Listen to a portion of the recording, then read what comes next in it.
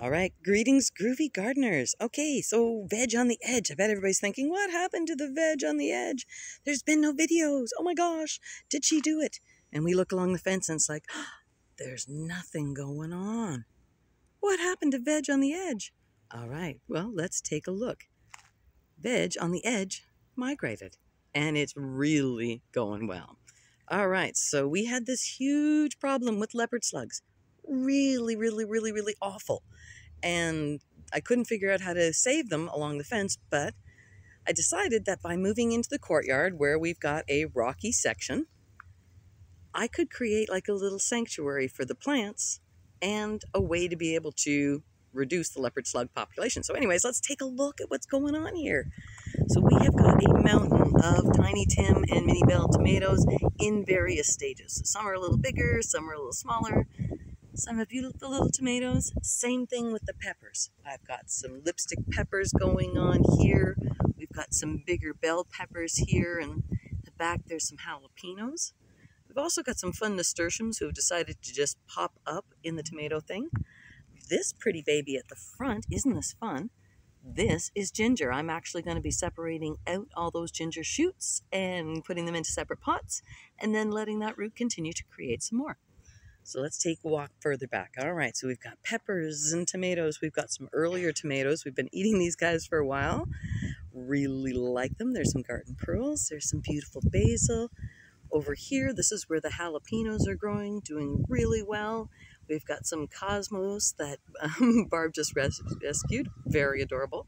With their friends, the zinnias. A silvery fir. Okay, so I've learned so much, and this guy's really healthy this year, and he's going to have all these tomatoes.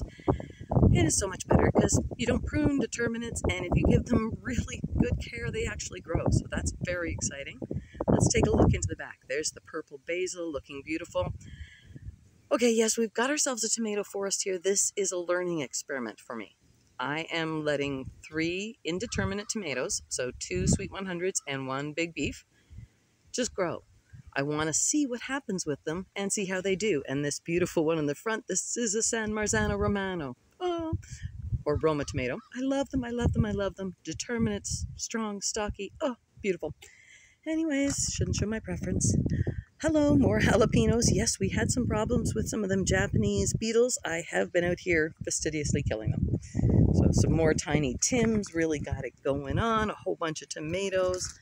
Back here, we've got the Space Master cucumbers. I have been battling squash beetles with these guys.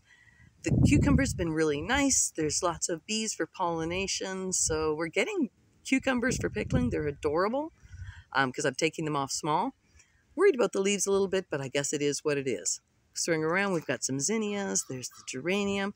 These are the scarlet runners, and oh my gosh, I just love how this is growing. It's using the trellis really well. They are really happy here. Over in this section, look at that, that's the ornamental tobacco who's finally got its flowers. I'm very excited. The leaves are so pretty.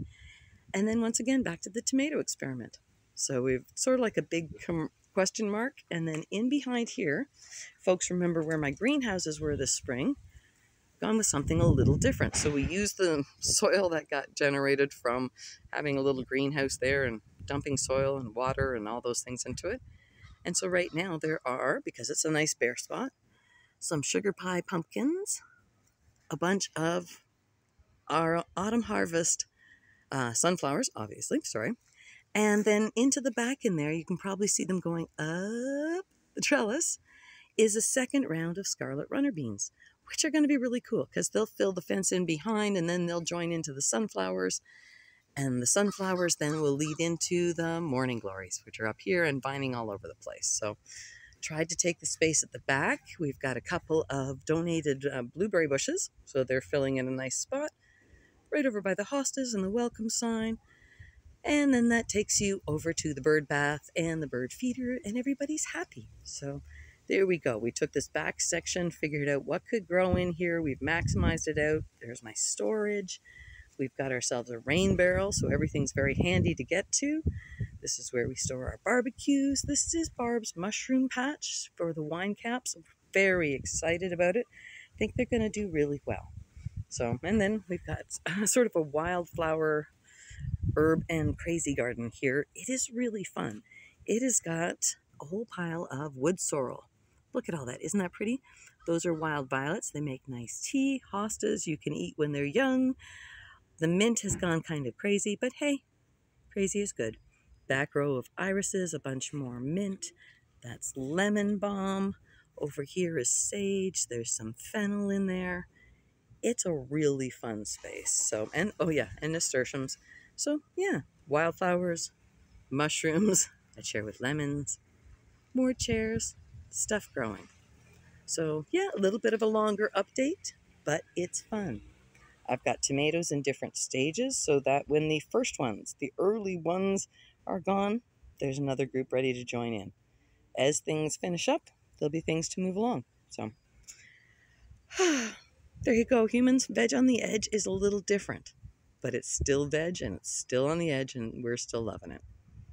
Take care, groovy humans. Hope you're all doing wonderful. I will be back with a few more Veg on the Edge videos to talk about the specific things that I planted, what I learned, what I did wrong, and how I beat the leopard slugs.